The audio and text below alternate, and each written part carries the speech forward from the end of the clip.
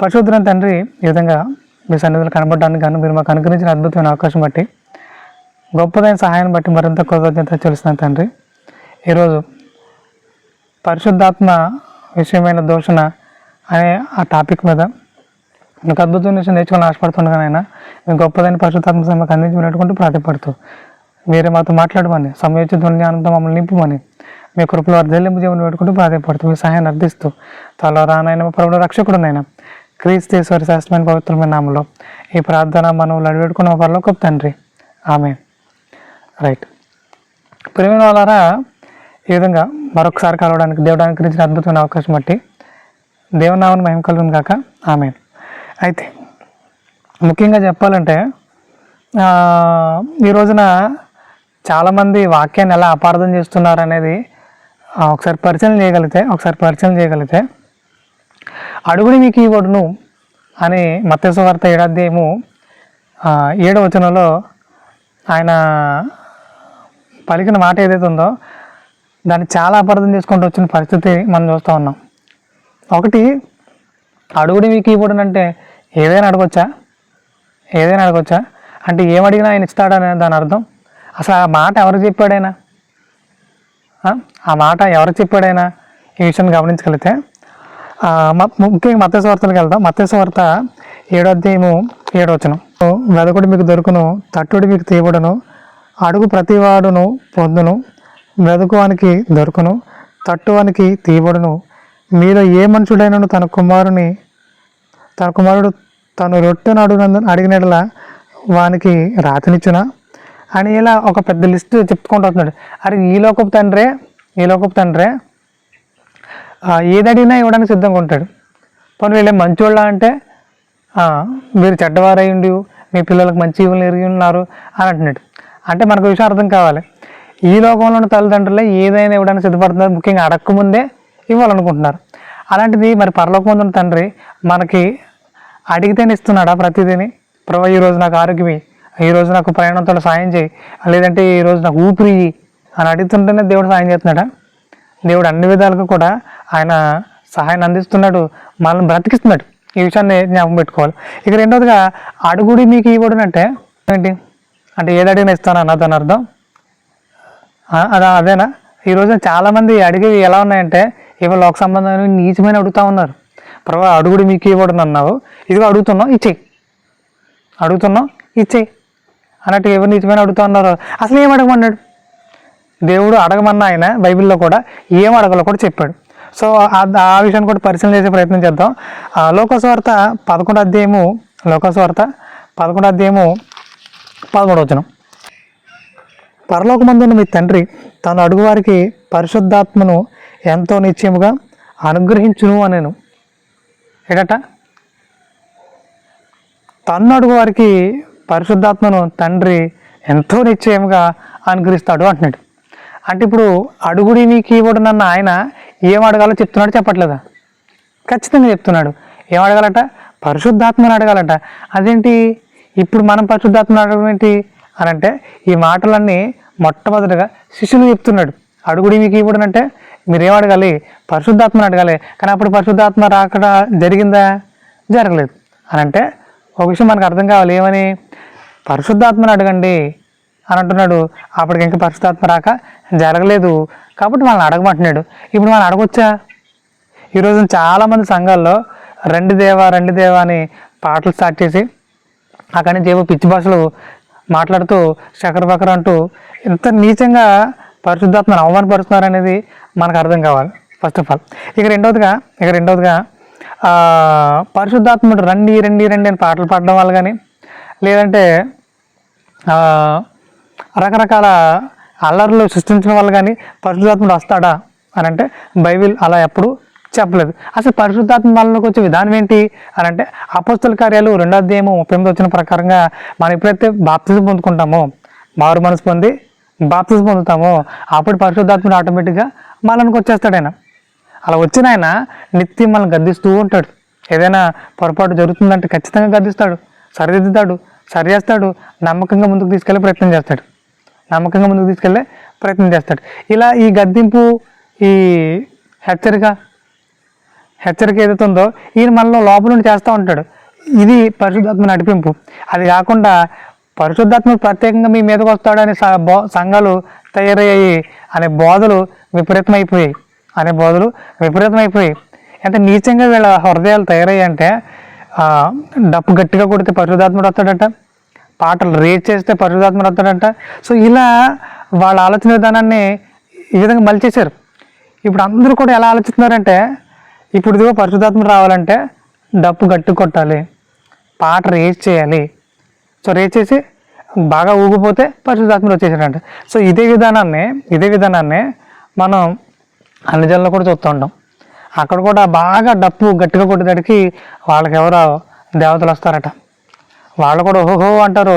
వాళ్ళు అక్కడ ఓహో అంటే ఇక్కడ వెళ్ళేమో చక్ర వకర అంటున్నారు. అంతే, భాష మారిందేమో తప్ప అక్కడ ఆ భాషకు అర్థం లేదు, ఇక్కడ ఈ భాష కూడా అర్థం లేదు. అంటే అన్ని జనుల కంటే మరింత నీచంగా తయారవుతున్న పరిస్థితి. వాళ్ళకి ఇంత బెస్ట్గా ఉన్నారేమో అనిపిస్తుంది, వాళ్ళకింత ఒకంత ఉన్నతంగా వాళ్ళ ఆలోచనలు కొనసాగిస్తున్నారేమో అనిపిస్తుంది. మరీ నీచంగా ప్రవర్తిస్తున్నారు. పరిశుద్ధాత్మ దొక్కుపెట్టే పనులు ఇవన్నీ ఇప్పుడే వాటిని మానుకుంటే మంచిది. ఇక రెండోదిగా ముఖ్యంగా పరిశుద్ధాత్మ విషయమైన దోషణ అంటే ఏంటి? ఇదిగో ఇలా అల్లరి చేసి పరిశుద్ధాత్మ అవమానపరచడం ఒక ఎత్తు అనుకుంటే, ఇక రెండోది మిమ్మును తన్ను అడుగు వారికి తన పరిశుద్ధాత్మను నిశ్చయంగా అనుగ్రహిస్తానని అడుగుడి మీకు ఇవ్వడనన్న ఆయన మాట్లాడుతున్నాడు. అంటే ఇప్పుడు మనం పరిశుద్ధాత్మని అడగాల అంటే అడగాల్సిన పని లేదు, బాప్తిస్మం పొందగానే ఆయన మనలోనికి వచ్చేస్తాడు. మరలా అడగాలి అని ఎందుకు అంటున్నాడు? అడుగుడి మీకు ఇవ్వబడినని ఎందుకు అంటున్నాడు అని అంటే, ఈరోజు చాలామంది బాప్తిస్మం పొందుకున్న తర్వాత పరిశుద్ధాత్ముడు ఆటోమేటిక్గా మనలోకి వచ్చేస్తారు. ఆయన వచ్చిన తర్వాత ఆ గద్దింపు, ఆ ఆలోచన విధానం చాలా బాగుంటుంది. ఒక నూతన స్వభావం మనలోనికి ఏర్పడుతుంది. అలా ఏర్పడిన తర్వాత సో కొంతకాలానికి ఏవో లోక సంబంధమైన ఆలోచనలు మనలోనికి ఎంటర్ అవుతుంటాయి. ఎందుకు ఎంటర్ అవుతున్నాయి అంటే, ముఖ్యంగా బాప్తిస్మం ఎందుకు తీసుకోవాలో అనే అవగాహన కానీ ఆలోచన కానీ లేని వాళ్ళు చాలామంది ఈరోజు బాప్తిస్మం తీసుకుంటూ ఉన్నారు. పెళ్లికి బాప్తిస్మం అంటూ ఇంకేవో కారణాలు చెప్తూ వాటికి బాప్తిస్మం తీసుకుంటున్నారు. సో అవి సరైన కారణాలతో తీసుకున్న బాప్తిస్మా, సరైన మారు మనసు లేదు, ఇప్పుడు బాప్తిస్మం తీసుకున్నారు. కానీ పరిశుద్ధాత్మలు వస్తాడా? రాడు. ఎవరైతే నిజమైన బాప్తిస్మం పొందుకుని మారు మనసు పొందుకుని బాప్తిజంలోకి వెళ్తున్నారో వాళ్ళ హృదయానికి పరిశుద్ధాత్మలు వస్తాడు. ఇలా వచ్చిన తర్వాత ఏవో లోక సంబంధమైన ఆలోచనతో నింపబడుతూ నీచమైన అడుగులు వేస్తూ తమలో ఉన్న పరిశుద్ధాత్మను బయటికి నెట్టేస్తున్నారు. ముఖ్యంగా మనుష్య కుమారుని దూషించడానికి ఏదైనా క్షమాపణ ఉందేమో కానీ పరిశుద్ధాత్మను దూషించడానికి క్షమాపణ లేదు అంటున్నాడు. ముఖ్యంగా ఆ వచనం కూడా చదివే ప్రయత్నం చేద్దాం. మార్క్స్ వార్త 3:29 మార్క్స్ వార్త 3:29 పరిశుద్ధాత్మ విషయము 28 సమస్త పాపములను మనుషులు చేయి దోషులన్నీ వారికి క్షమింపబడును, కానీ పరిశుద్ధాత్మ విషయం దోషం చేయవాడు ఎప్పుడు క్షమాపణ పొందక నిత్య పాపం చేసిన వాడై ఉండునని మీతో నిశ్చయముగా చెప్పుచున్నాను నేను అంటున్నాడు. అంటే ఒక విషయం మనకు అర్థం కావాలి. ఏమని? పరిశుద్ధాత్మ విషయంలో దోషం చేశారా, నిత్య పాపం చేసిన వారు మీకు క్షమాపణ ఉండనుగా ఉండదు అని అంటున్నాడు. అంటే చాలామంది తెలియక చేసిన తప్పేంటి తెలుసా? ఎప్పుడైతే బాప్తిజం పొందుకుంటారో పరిశుద్ధాత్మ వాళ్ళకి వచ్చేసాడు. వచ్చిన తర్వాత ఆ పరిశుద్ధాత్మను నిలబెట్టుకుని నమ్మకంగా లోపల ఉన్న పరిశుద్ధాత్మను సంతోషపరుస్తూ నమ్మకంగా కొనసాగాల్సింది మానేసి ఏవో లోక సంబంధాలు ఆలోచనతో నింపబడుతూ మరింత నీచంగా ప్రవర్తిస్తూ వాళ్ళ హృదయాన్ని మరింత భ్రష్టత్వంలో నడిపించుకున్న పరిస్థితిని బట్టి పరిశుద్ధాత్ముడు వారిలో ఉండలేక బయటికి వెళ్ళిపోయాడు. ఒక్కసారి ఆయన పరిశుద్ధాత్ముడు ఒక్కసారి బయటికి వెళ్ళిపోయాడా, ఆయన మరల తిరిగి మన హృదయంలోనికి రాడు. ఎప్పుడైతే పరిశుద్ధాత్మ మనలోంచి వెళ్ళిపోతాడో ఇక మనలో ఉండేది ఏంటి? దురాత్ముడు.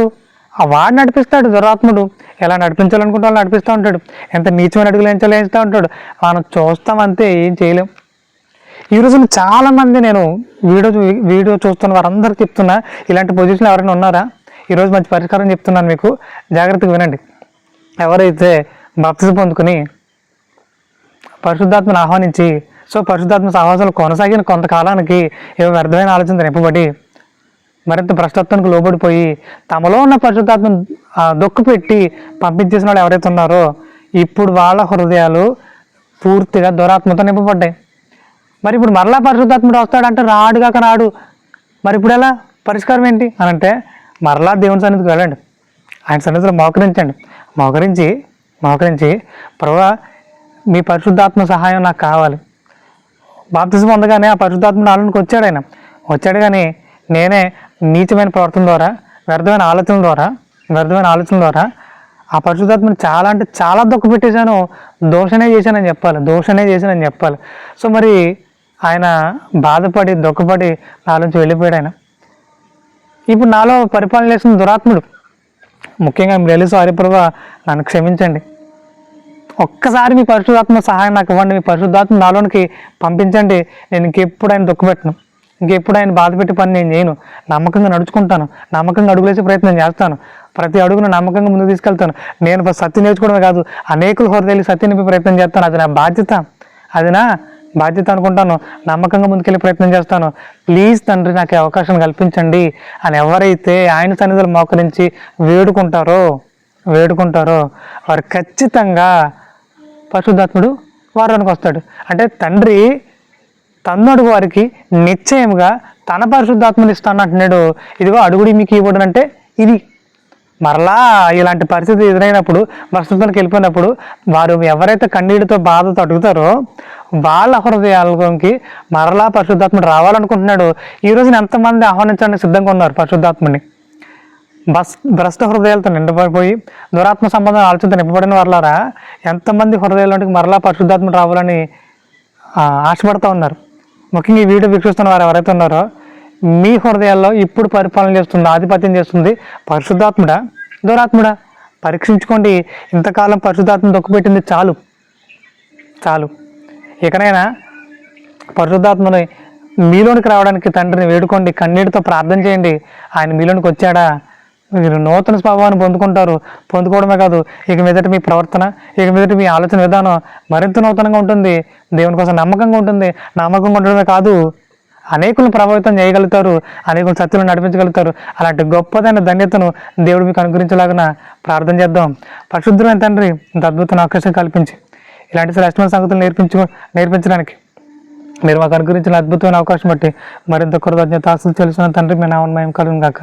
ప్రభా, ఎప్పుడైతే మీ పరిశుద్ధాత్మను మేము దుఃఖింపజేసి మాలో నుంచి తోచేసామో, మాలోని దురాత్మడు వచ్చేసాడు ప్రభా, ఏవో నీచమైన కార్యాలు జరిగిస్తూ ఉన్న పరిస్థితి మీ చిత్తమతి ప్రభా, ఈ ప్రార్థనలో ఏకీభవించి ఎవరైతే విడుదల కావాలని కోరుకుంటున్నారో వారందరి హృదయాల్లోనికి మీ పరిశుద్ధాత్మను పంపించమని వేడుకుంటున్నాను. మీ చిత్తమతి ప్రభా, ఇక మీదటి వాళ్ళ ఆలోచన విధానం, వారి యొక్క జీవన విధానం కంప్లీట్గా మీ చిత్తానుసారంగా ఉండాలని, వారు కంప్లీట్గా మీ చిత్తానుసారమైన ఆలోచన నింపబడాలని, మీ పరిశుద్ధాత్మసంత నింపబడాలని, వారు అనేకులకు